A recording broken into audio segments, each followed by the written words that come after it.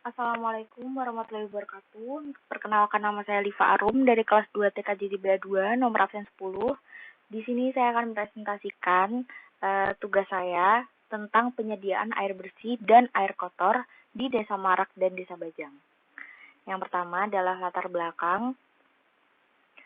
Air bersih merupakan kebutuhan pokok yang ketersediaannya itu sangat amat penting untuk kehidupan manusia, dan pemanfaatannya pun tidak hanya terbatas untuk keperluan rumah tangga, tetapi juga untuk fasilitas umum, sosial, maupun ekonomi. Air bersih yang digunakan pun juga harus memiliki kualitas yang baik dengan standar air minum di Indonesia, yaitu PP nomor 82 tahun 2001 dan Kepmen nomor 907 tahun 2002. Karena pentingnya air bersih bagi kehidupan manusia, sehingga memungkinkan penyediaannya menjadi terbatas bila pemanfaatannya tidak diatur dengan baik. Sehingga harus dibuat suatu jaringan perpipaan yang tertata dengan baik untuk mendistribusikan air bersih secara merata ke setiap konsumen. Yang kedua adalah rumusan masalah dan tujuan. Saya akan membacakan. Yang pertama adalah bagaimana sistem jaringan perencanaan air bersih pada Desa Marak dan Desa Bajang. Tujuannya untuk merencanakan perencanaan sistem jaringan air bersih pada Desa Marak dan Desa Bajang. Kemudian berapakah kebutuhan air domestik dan non-domestik yang diperlukan. Tujuannya untuk menghitung kebutuhan air domestik dan non-domestik yang diperlukan. Lalu selanjutnya, berapakah kebutuhan air total yang dibutuhkan di Desa Marak dan Desa Bajang. Tujuannya mengetahui kebutuhan air total yang dibutuhkan di Desa Marak dan Desa Bajang. Lalu, berapakah dimensi pipa jaringan air bersih untuk memenuhi kebutuhan air di Desa Marak dan Desa Bajang. Tujuannya untuk mengetahui dimensi jaringan pipa air bersih untuk memenuhi kebutuhan air di Desa Marak dan Desa Bajang. Terakhir, berapa kapasitas reservoir pada pipa perencanaan air bersih. Tujuannya mengetahui kapasitas reservoir pada pipa perencanaan air bersih.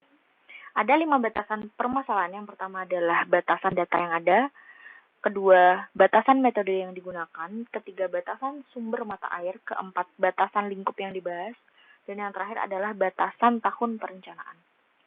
Dasar teorinya, secara singkat saya akan menjelaskan tentang metode bulan atau basic months. Itu metodenya hampir sama dengan tahun dasar perencanaan yang dianalisa untuk setiap bulan dalam beberapa tahun data. Metode ini juga paling sering dipakai karena keandalan debitnya itu dihitung mulai bulan Januari sampai bulan Desember. Jadi lebih menggambarkan keandalan pada musim kemarau dan musim hujan. Lalu untuk tingkat kehilangan airnya menggunakan rumus Hazen-Williams dengan rumus HF sama dengan 10,666 dikali Q 1,85 dibagi C 1,85 dikali D 4,85. Lalu untuk kecepatan aliran dihitung menggunakan rumus V sama dengan 0,849 dikali C kali R 0,63 dan dikali S 0,54. Di sini saya sudah menyantumkan keterangannya. Lalu debit aliran dengan rumus Q sama dengan 0,27853 C dikali D 2,63 dikali S 0,54.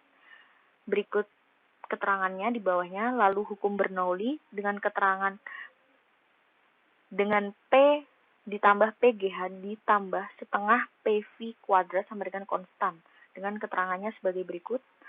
Kehilangan tinggi tekan dengan metode Head-Loss-Meyer itu dengan rumus HF sama dengan F dikali LV pangkat 2 dibagi D2G, D pangkat 2G, dengan keterangan sebagai berikut. Lalu di sini Head-Loss-Minor itu dengan rumus H sama dengan KV kuadrat dibagi 2 kali G. Lalu bagian alur perhitungannya sebagai berikut. Di sini saya akan menjelaskan tentang data-data perhitungannya. Ini gambar 1.1 adalah peta Desa Bajang dan Desa Marak. Lalu yang kedua adalah gambar penduduk desa sebelum diproyeksikan 10 tahun ke depan. Lalu yang ini adalah debit yang tersedia 10 tahun terakhir di bulan Januari sampai Desember dan telah disesuaikan nomor absen. Lalu di sini debit andalan dengan metode kondisi musim itu yang pertama mencari nilai Q sesuai absen, data debit sesuai absen, mencari nilai probabilitas mengurutkan data debit terbesar ke terkecil dengan rumus sebagai berikut, mencari nilai debit andalan Q 86,6 yaitu dengan rumus seperti itu, dan yang terakhir adalah diperoleh debit andalan setiap bulan menggunakan metode interpolasi dari bulan Januari hingga Desember. Lalu debit andalan dengan metode Basic Moon, mencari nilai Q sesuai absen, mencari tahun dasar perencanaan, mencari nilai debit, dan sebagainya. Ini adalah debit andalan dari bulan Januari sampai Desember. Lalu ini adalah menghitung jumlah penduduk proyeksi dan QR sesuai tahun proyeksi. Ini rumusnya jumlah penduduk akhir dikurangi jumlah penduduk awal dibagi jumlah penduduk awal. Seperti itu. Diperoleh seperti itu. Lalu 3A yaitu metode perhitungan proyeksi jumlah penduduk 10 tahun mendatang dengan metode deviasi untuk desa A dan desa B.